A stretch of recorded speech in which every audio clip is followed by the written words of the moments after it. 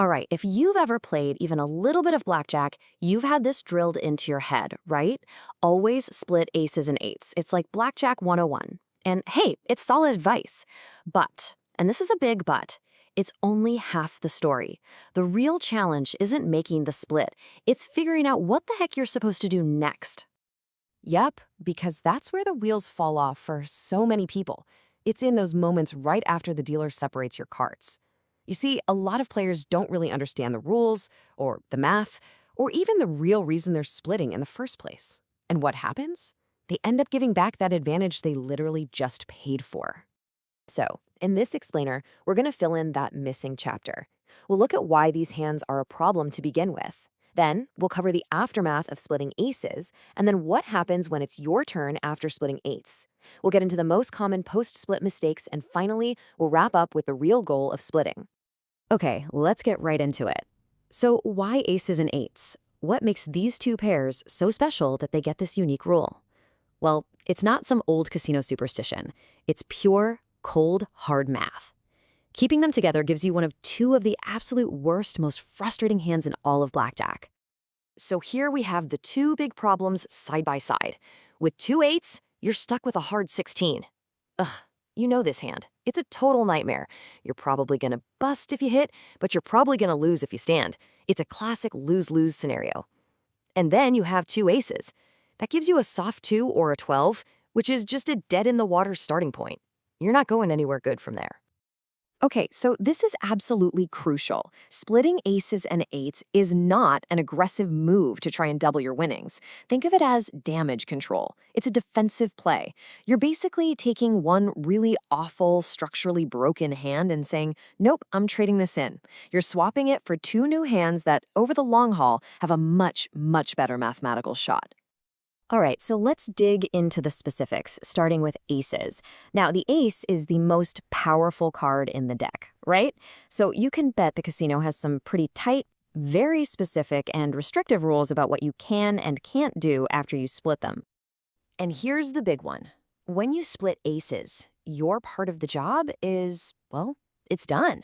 You split them, the dealer gives each ace one and only one more card, and that's the end of the line.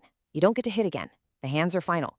Your fate is pretty much left to chance at that point. Seriously, this is the single most important thing to remember about splitting aces. You do not make decisions.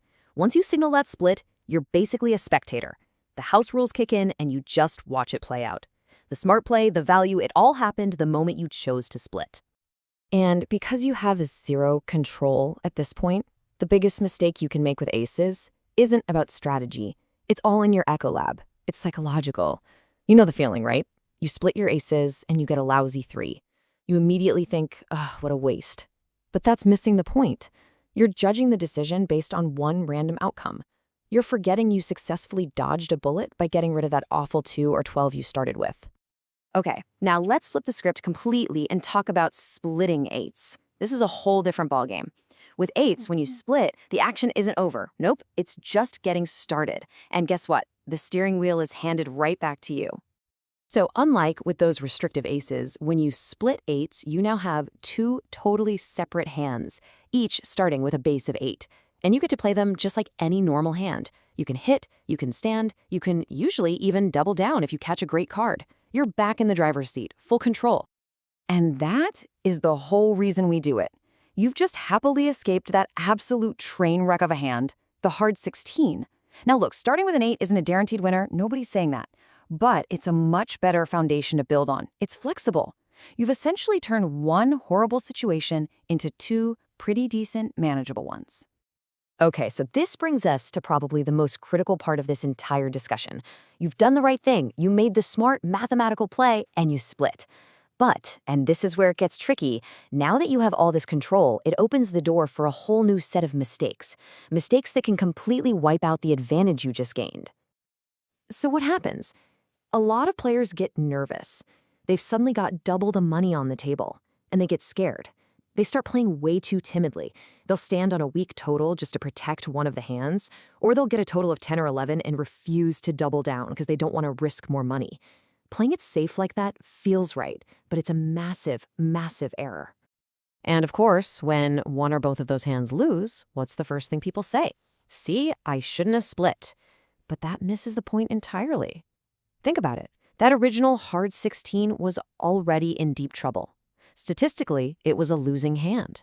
The split didn't create the loss, it just exposed you to two separate outcomes instead of one very bad one.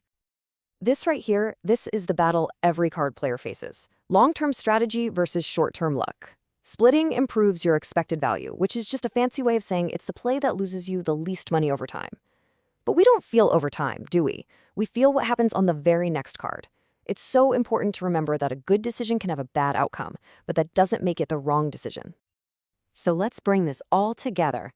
After all this complexity, why is always split aces and eights the one rule that every blackjack book and every seasoned player will tell you? Simple, because it just plain works. It takes two of the worst possible starting hands off the table. It solves that terrible dilemma of what to do with a 16, and most importantly, it has been mathematically proven to reduce your losses over the long run. This rule isn't around because it feels good in the moment. It's around because the numbers don't lie. And that's really the final thought to leave you with. Players often feel that splitting is a risk because they're putting more money on the layout. But the truth is, the real gamble is choosing to stay with a hand that you know is structurally broken. The danger isn't making the split. The danger is ignoring it.